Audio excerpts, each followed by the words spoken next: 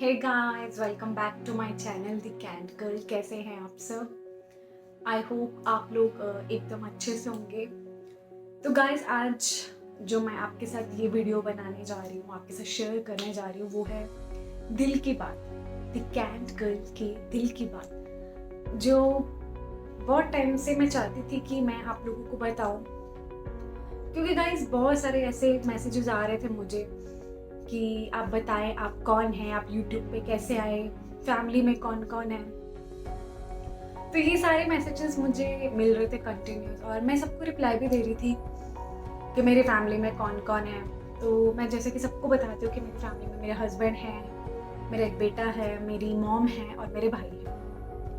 और कुछ लोग मुझसे पूछ रहे थे कि वेयर इज योर डैड, पापा कहाँ हैं आपके, आपकी मॉम डाइवोर्स्ड है क्या, सिंगल मदर है, ऐसे मतलब बहुत सारे क्वेश्चन आ रहे थे मेरे को। तो गाइस, ऐसा कुछ नहीं है, मेरी मम्मी डाइवोर्स नहीं है। और रिसेंटली मेरे जो पापा है वो एक्सपायर हो गए सितंबर 14 सितंबर को।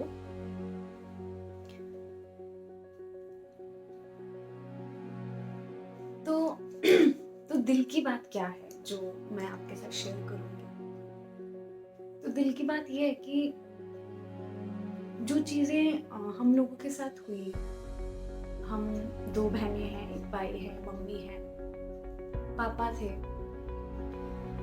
बहुत अच्छा एक बॉन्ड था हमारा, हमारी बहुत अच्छी बॉन्डिंग थी हमारे पेरेंट्स के साथ। अचानक से कुछ हो जाता है आपकी लाइफ में जो कि अनएक्सपेक्टेड है, जिसको अभी तक आप उस चीज़ से उबर नहीं पा रहे हो, या उस चीज़ की वजह से आप स्ट्रेस में जा रहे हो, डिप्रेशन में जा रहे हो। एकदम से ब्लैंक कुछ चीज़ें हो गई हम लोगों के साथ, कुछ समझ ही नहीं आया कहाँ से शुरुआत करें, कैसे करें, कुछ भी समझ में नहीं आ रहा था। तो मैं जस्ट एक गिल्ट में हूँ, और आई थिंक ये लाइफ टाइम गिल्ट रहेगा मेरे अंदर, जो कि बस एक चांस था मेरे पास अपने डैड को देखने का। मेरी मॉम ने कॉल किया था 12 सितंबर को, वीडियो कॉल कर रहे थे, और उन्होंने दिखाया कि देखो पापा बैठे हुए हैं चेयर पे। और मैंने बोला, मैंने विराट मेरे बेटे को फ़ोन दे दिया, तो मैंने बोला हाँ मैं बाद में बात करती हूँ। और मैंने उनको देखा भी नहीं। मेरे पास एक मोमेंट था उनको देखने का, उस टाइम पे मैंने नहीं देखा उनको। मैंने अपने बेटे को फ़ोन दे दिया, क्योंकि हम लोग के दिमाग में ये चीज़ थी ही नहीं कभी कि ऐसा कुछ हो जाएगा। क्योंकि हमें लगता ना ये तो हमारे पेरेंट्स हैं, इनको क्या होगा, ये तो हमारे साथ ही रहेंगे, हमारे साथ इनका सपोर्ट रहेगा, लाइफ टाइम रहेगा। और वो एक गिल्ट कि मेरे पास इतना बड़ा चांस था, मैं उनको एक बार देख पाती, मैं उनसे बात कर पाती, लेकिन वो मैंने मिस कर दिया। और रात को 14 सितंबर की रात को 12 बजे हमें फ़ोन आता है मेरी मॉम का कि वीडियो कॉल पे थे मम्मी, बोला उन्होंने कि तुम्हारे पापा को कुछ हो रहा है। तो हम ऐसे बोल रहे थे कि मम्मी चिल करो, कुछ नहीं होगा, कुछ नहीं होगा। तो मम्मी बोल रहे थे कि नहीं कुछ हुआ है, रो रहे थे वो। तब तक हमें ये चीज़ दिमाग में आई ही नहीं कि ऐसा कुछ भी हो सकेगा। तो हमारे जो नेबर्स थे, मेरी मॉम ने शायद उनको बुलाया घर पे कि ऐसे देखो पापा को कुछ हुआ है। तो विद इन सेकेंड्स हम लोगों को फ़ोन आता है कि ही इज़ नो मोर। और मुझे याद है मैं यहीं डोर पे खड़ी थी, और मैं बोली क्या बोल रहे हो आप। उन्होंने बोला, संजना आंटी जो थे हमारे नेबर, उन्होंने बोला कि ही इज़ नो मोर। कुछ भी समझ में नहीं आया उस टाइम पे, क्या सच में ऐसा हो गया है या कुछ गलत फहमी है। तो मैं बोली थी नहीं, आप एक बार दोबारा से चेक करो, क्योंकि ऐसा कुछ नहीं हो सकता, क्योंकि वो हमारे पेरेंट्स है, उनको कैसे कुछ हो सकता है, वो कहीं जा ही नहीं सकते हमें छोड़कर। तो जब कंफर्म हुआ कि एक्चुअली में ऐसा हो गया है, और हमें कुछ भी नहीं सोचा उस टाइम पे कि क्या करना है। मैं पुणे बैठी हूँ, वो श्रीनगर कश्मीर में थे। यहाँ से वहाँ तक जाना कैसे, कुछ भी समझ नहीं आ रहा था। मेरे हस्बैंड, उन्होंने तुरंत टिकट्स वगैरह करवाए हमें बिना बताए। जब टिकट्स कंफर्म हो गए तो उन्होंने बोला बैग पैक करो, मैंने टिकट्स करवा लिए।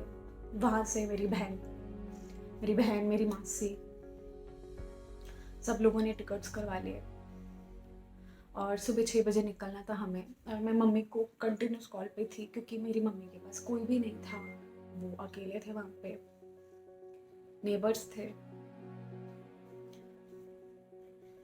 तो हुआ क्या कि हमारी जो फ्लाइट दिल्ली पहुंची कुछ अराउंड 9:30 के आसपास, और वहाँ पे हम सब मिले, मेरी बहन मिली, मेरी मासी मिली, हम सब इकट्ठे हो गए वहाँ से, और हमें एक साथ जाना था श्रीनगर। तो हमें अंदर से पता नहीं ऐसा क्या फील हो रहा था कि हमने ना खो दिया कुछ बहुत बड़ी चीज हमारी लाइफ की। उसके बाद हम पहुंचे, और मेरे लिए जो सबसे बड़ी चीज जो मैंने वहां पे जाके देखी वो ये थी कि सब जो कश्मीर के लोग थे श्रीनगर, जो मेरे डैड को जानते थे पर्सनली, वो सब आए हुए थे, सब मुस्लिम्स थे। मतलब पहले तो मैं लिटरली शॉक रह गई उन सबको देख के वहां पे। उसके बाद मैं गई, ऊपर गई, और 16 घंटे हो चुके थे। और जैसे ही मैंने देखा तो मुझे रियली आज भी गूज़बम्स हैं, आ रहे हैं कि ये सब होना नहीं चाहिए था। मैं बहुत रोई उस टाइम पे, बहुत ज़्यादा रोई, क्योंकि हमने बहुत बड़ी अपनी ज़िंदगी की ऐसी चीज़ खो दी जो कि बहुत अनमोल है, क्योंकि वो हम जुड़े थे उनसे, बहुत ज़्यादा कनेक्शन था हम लोगों का। पता चला बाद में कि उनको अटैक आया, अटैक की वजह से विद इन मिनट्स उनकी जान निकल गई, प्राण निकल गए उनके। उसके बाद आप बिलीव नहीं करेंगे, वही कश्मीर के लोग, वही श्रीनगर के लोग मेरे डैड को बेड से उठा के नीचे लेके गए। उन्होंने सब कुछ जो भी उनका रहता है हमारे हिंदू रीति रिवाज के अनुसार, वो सब किया उन लोगों ने। अनएक्सपेक्टेड था गाइज, रियली अनएक्सपेक्टेड है। उन सब ने वो सब किया, इवन कंधा भी उन्हीं लोगों ने दिया मेरे पापा को। बहुत बड़ी बात है, क्योंकि वहां पे हमारे कोई अपने नहीं थे, हमारे रिलेटिव्स नहीं थे, कोई भी नहीं था। सिर्फ हम एक उनके बच्चे, दामाद, छोटे बच्चे, मासी, बस इतनी सी फैमिली। उन लोगों ने सब कुछ किया गाइस हमारे लिए। वो शायद से हम लोग उनका उपकार चुका नहीं पाएंगे, या जो भी है। हमने देखा हमारी मॉम अकेले रात 12 बजे से लेकर जब तक हम पहुंचे नहीं, वो अकेली थी वहां पे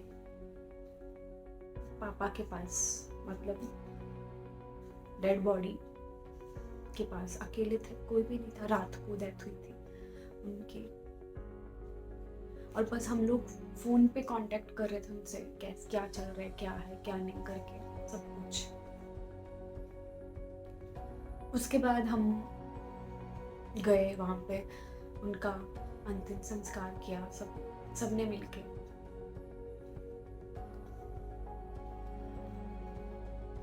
तो गाइस क्या होता है कि कुछ नुकसान जो हमारी लाइफ में हो गया है वो कभी भर नहीं सकता। एक अनोखी चीज़ ये हुई कि डैड के कुछ रिलेटिव्स आए वहाँ पे। आए, चौथा था डैड का शायद से, यस चौथा था, चौथे वाले दिन आए वो। और वो कुछ फील ही नहीं आया हम लोगों को उनसे मिलके, क्योंकि आई डोंट नो कि ऐसा क्यों। हमें लगा सीरियसली शायद से वो डैड के लिए आए होंगे, बट बाद में हमें कुछ दिनों बाद पता चला कि वो लोग तो डल लेक घूम रहे थे, कश्मीर घूम रहे थे। आपके सगा रिश्तेदार ऐसे जिनकी डेथ हुई और आप लोग घूम रहे हो वहाँ पे आके, तो उन लोगों के लिए कि हमें आपकी ज़रूरत नहीं है, बिल्कुल ज़रूरत नहीं है, दूर रहिए आप लोग हमसे।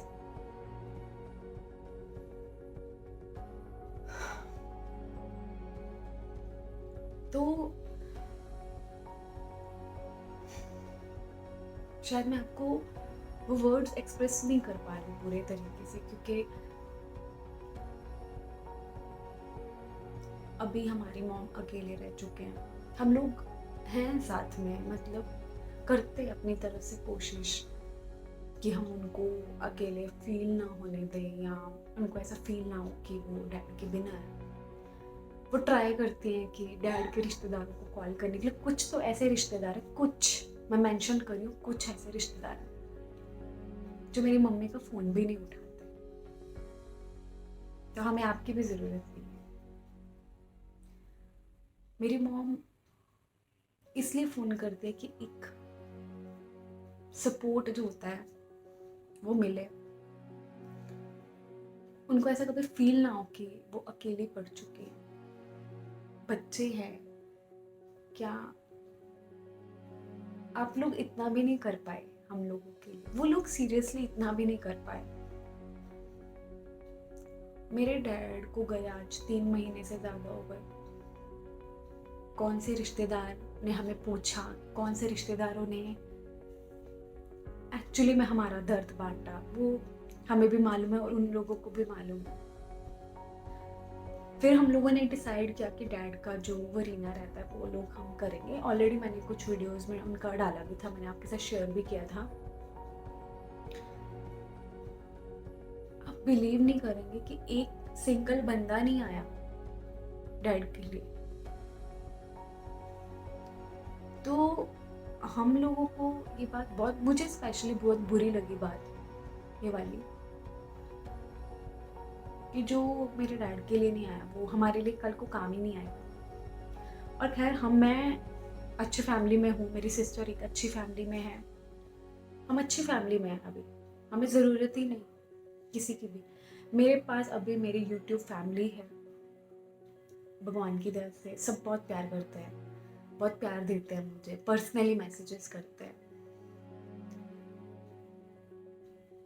तो मेरे पास आप जैसा परिवार है और मैं बहुत लकी हूँ, बहुत लकी हूँ मैं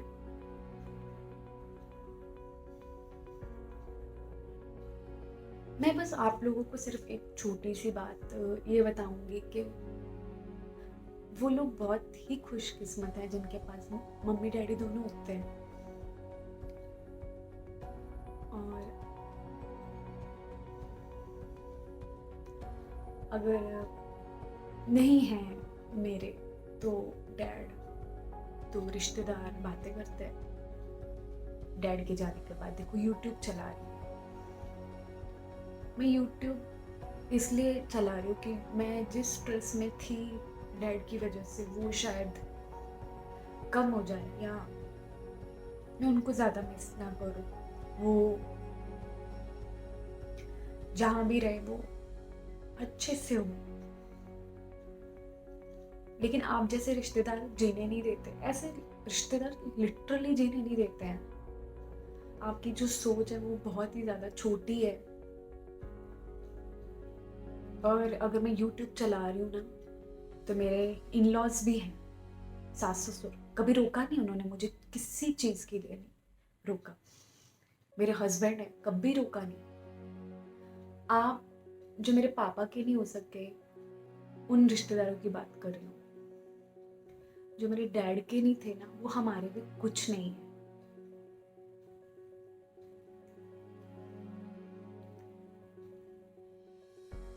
एक अमृतसर आने के बाद एक रियलाइज तो हुआ हम लोगों को,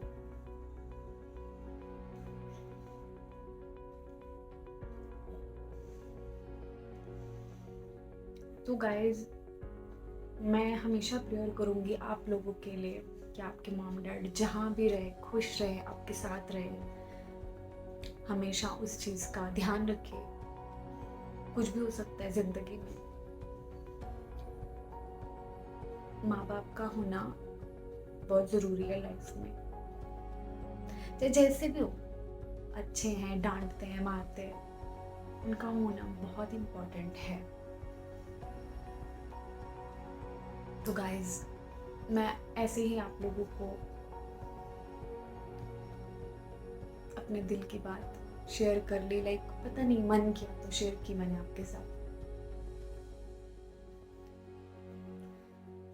तो इसी तरह से आप मुझे अपना प्यार दीजिएगा ताकि मैं और स्ट्रांग बनूं और ऐसे लोगों का मुंह बंद कर सकूं जो लोग अभी मेरे डैड के जाने के बाद बातें करते हैं।